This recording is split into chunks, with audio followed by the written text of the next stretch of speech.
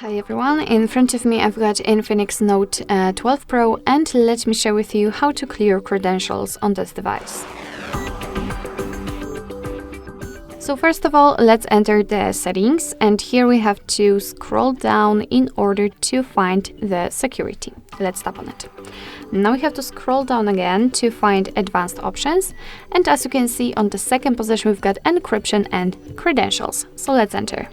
And here the option we're looking for is at the very bottom, clear credentials. So let's tap and confirm it with OK.